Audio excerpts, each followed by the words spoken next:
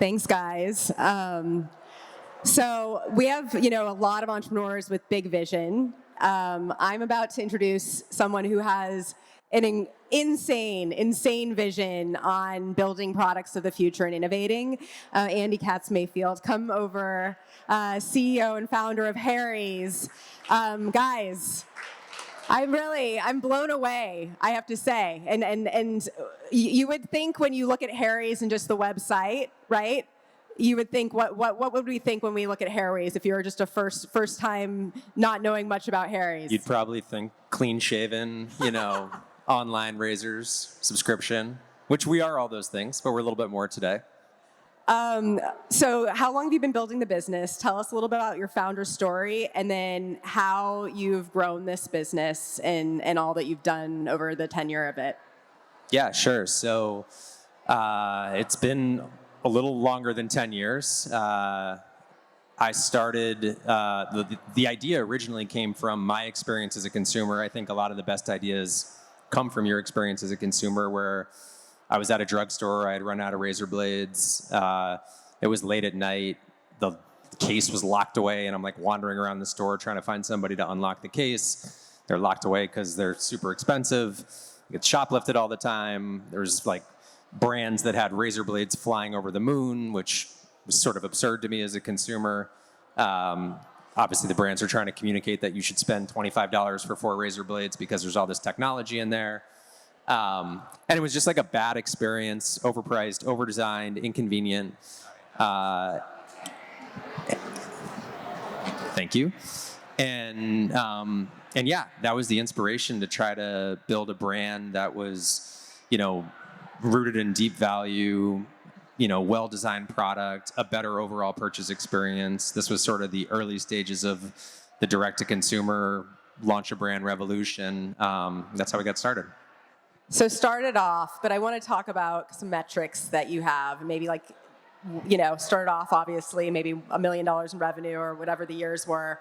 And now how fast you've grown in 10 years and kind of the bigger vision for Harry's and, all that you guys are doing in the industry. Yeah, so today we are actually a portfolio of brands, which we can talk a little bit more about. There's the Harry's brand, which a lot of people are familiar with. There's Flamingo, which is a woman's hair removal and body care brand. There is a brand that we launched called Cat Person, very different category. Cat food and consumables for cats and cat parents, and a brand that we acquired called Lumi, which is all over deodorant for women, or marketed for women at least. And then we just launched a brand called Mando, which is sort of the men's equivalent of Lumi. So 5 brands, probably do like $750 million of revenue this year. And $750 million in revenue. I'm sorry, guys. Yes. This is like the vision that you have, and I know that you said, okay, I started doing with the razors, but this is pretty exceptional. But so, question for you, because I think that you have something that's an important thing that founders and is you found a playbook that worked, right? You have, and so when you first started, what were some of the learnings that happened, and how did you actually get to that playbook where you could actually take that special magic across categories and be able to scale as quickly as you have? Yeah, I mean, I wish we had known the playbook from the start, because it would have made things a lot smoother and more efficient out of the gate. So you kind of learn the playbook as you go. But I think what we found to be really effective was, first and foremost, and this sounds like a bit of a throwaway, but it is the most important thing, is there truly an unmet need that you are somehow better serving? And I think the thing in the very early days before we even launched the Harry's brand that gave me so much conviction and my co-founder in the idea was that every time we would talk to people about the idea and be like, oh, razor blades are so expensive, like the brands like kind of suck. And every guy was like, yes, we've had that same experience. We were very convicted that there was deep unmet need there. And then I think what we learned, we launched direct online just because it's like hard to get shelf placement at stores, and Warby Parker had launched that way. There were some brands that were beginning to do that.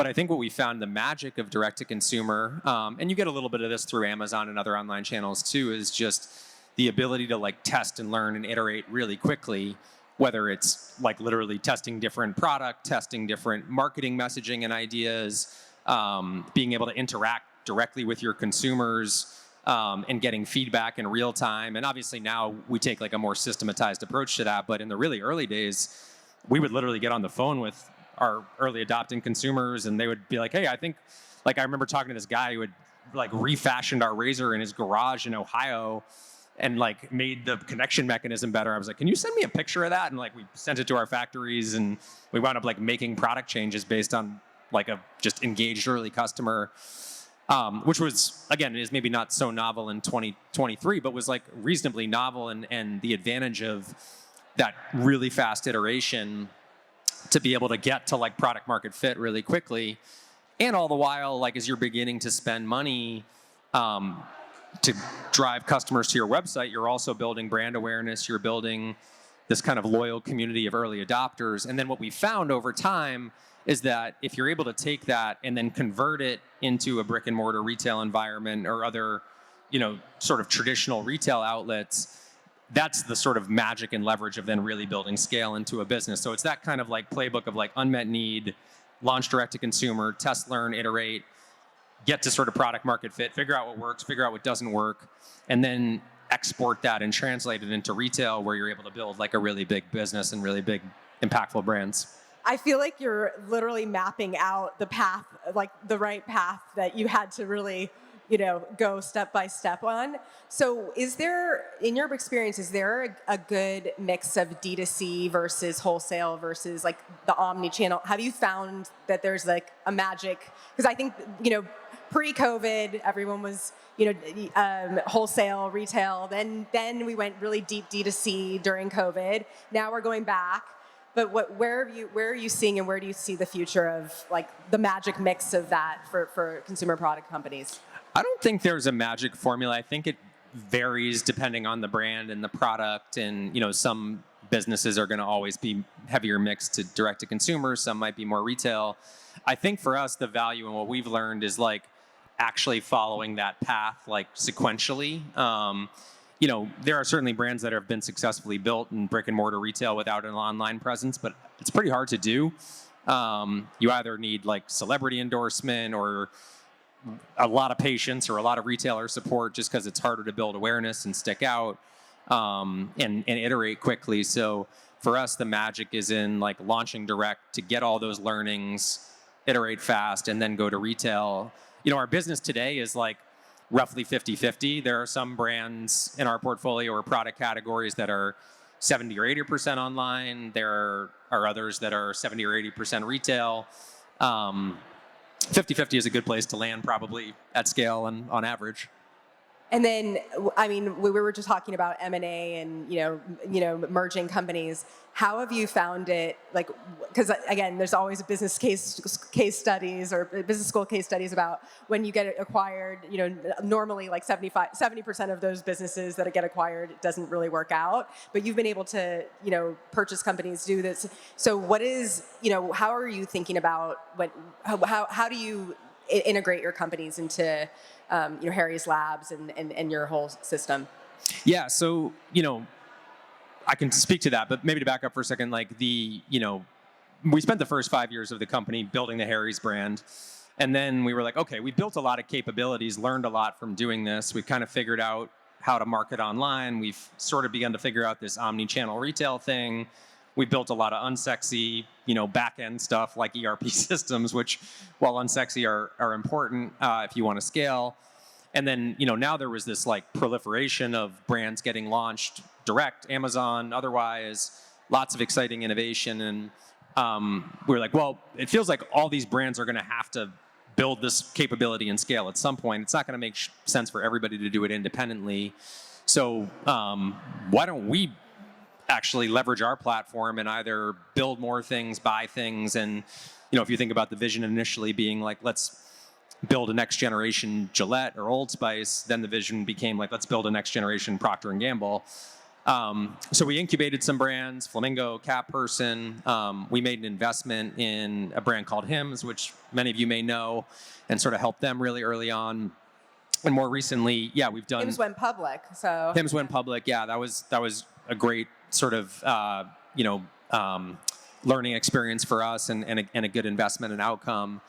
And yeah, now we're more focused on using M&A as a way to add brands to the portfolio. And I think, our vision is, look, we actually believe a lot in sort of the founder-led model, the speed and autonomy and independence. And so what we want to do is like not take these things over and like plug them into our machine, but rather be a partner where we can leverage a lot of the capability we have to support and help brands, but have people that actually want to stick around and be part of this kind of portfolio or family of founder-led brands. And yeah, I think giving folks independence, autonomy, control over their P&L, like helping when asked to help rather than sort of like pushing help on people is the approach we've tried to take. And so you're seeing obviously brands in all different categories. What do you think the biggest opportunities are? Yeah, so Lumi is a great example, I think. Obviously, it's one to cherry pick since we did it, and it's going really well. But Lumi is a founder-led brand, started by an OBGYN. It's now marketed as all over body deodorant. It actually started specifically with this OBGYN woman were coming in complaining of vaginal odor, getting diagnosed with bacterial vaginosis, which is just kind of this catch-all, like, some people have a bacterial infection, some don't. She was like, what's actually going on is like a sweat reaction. And this is like this whole stigmatized, underserved segment. I'm going to create a product literally in my kitchen to help sort of neutralize the pH on when liquids interact with your skin and treat the odor. So she developed that, started marketing it, and to the point of like unmet consumer need, like really tapped into, I think, an unmet need, among women in the first instance, but it applies to men too, of just all over body deodorant, a unique product, a unique brand and proposition. She herself is the spokesperson. It happens to be in personal care, but I think there's pockets of unmet need everywhere for us. Like, we would, sort of consider any category like outside of human food, fast-moving consumer as an area to play in. And what we liked a lot about the business, beyond being sort of unmet consumer need, unique product and brand, is that she had built a really big business online, mostly Facebook advertising, converting direct to consumer, a little bit of Amazon. And we saw a huge opportunity to help her diversify sort of online acquisition channels and take what was working from a marketing messaging standpoint in one channel and utilize that across 15 channels. And then help her on that journey from going from a direct-to-consumer and an Amazon-led brand into a mass retail environment, which is a totally different environment. So we focus more on that, like, brands that fit well into that playbook and that model. And I think from a category standpoint, we like pet a lot. It's sort of an interesting vertical where there's a lot of unmet need. We love health and wellness broadly, probably women's health specifically as an area where there's a lot of unmet need. But you could find pockets of unmet need across lots of different consumer packaged goods categories. It's so exciting. And then, you had, and I think all founders want to hear, like, what do you wish you knew? What do you wish you had learned, when you started, or just like pieces that, and maybe even deals that didn't go well? If there's anything that you had some learnings on that didn't integrate well into Harry's Labs, or just learning. Yeah, we did launch a brand that didn't work. It was a brand, I guess it still exists in some way, shape, or form. It's called Headquarters, and it was a great consumer insight. So the consumer insight was this idea that, a lot of hair care brands are kind of, treating hair from like a external beauty standpoint, whereas like your root and your scalp and having a healthy scalp is really what leads to healthy hair. And so the brand and the products were positioned really as like root care, scalp care, but leading to healthy hair. And there are some brands that are out there doing products doing a good job at that, but we thought it was a reasonably like untapped space. So it was a good consumer insight. I think the mistake we made, back to like our playbook, is that we didn't really follow the playbook. We wound up partnering and trying to launch it at retail. And, it was sort of priced wrong as a result.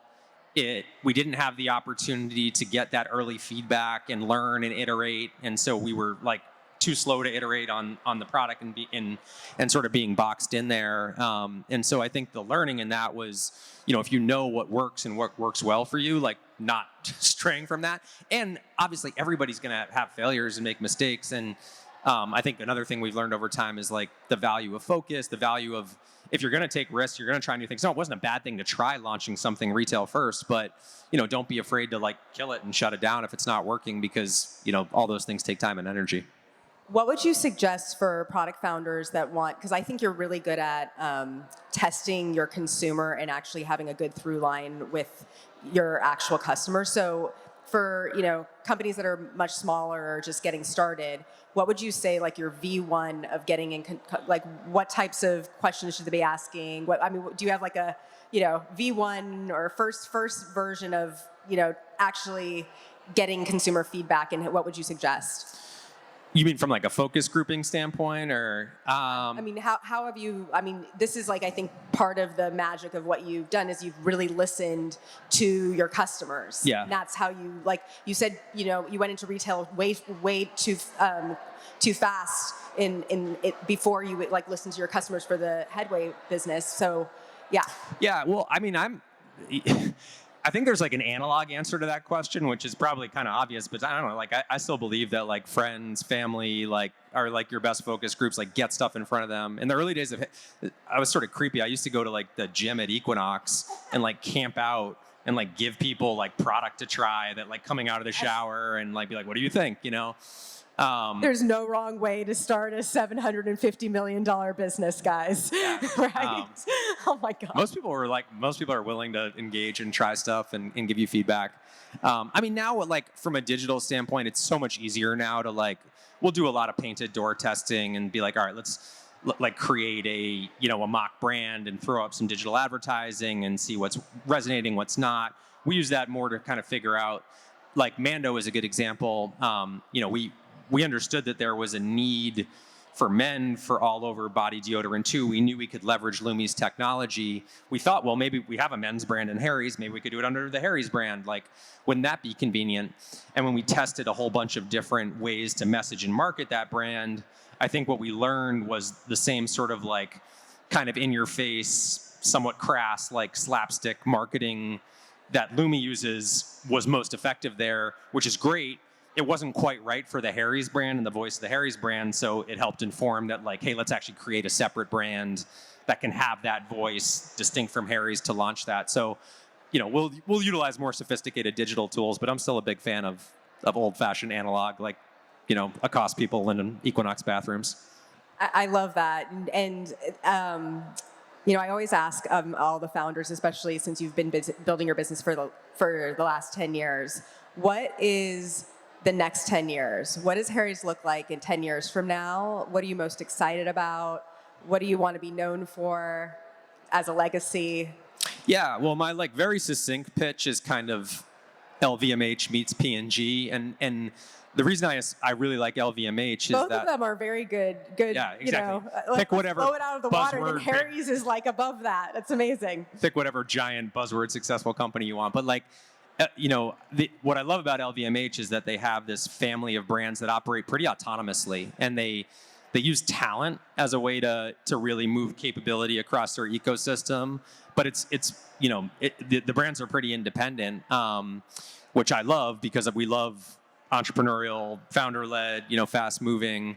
And then from a category standpoint, P&G is the better comp, the traditional consumer packaged goods categories. But if we had a family of 10 brands that were all big, impactful across 3 categories, that would be exciting. And I think P&G probably got started 100 years ago, so 10 years isn't actually that long in the life of like one of those companies. But hopefully, and continue to truly stay true to our mission, which is like create things people like more, like really focusing on unmet consumer need. Absolutely brilliant that this all started with innovating on the razor business, right? And then Congratulations. It's Thank you. I really, appreciate it, Meghan. Really, really. Thank you so much for imparting your wisdom to everybody. Really great. Thanks a lot.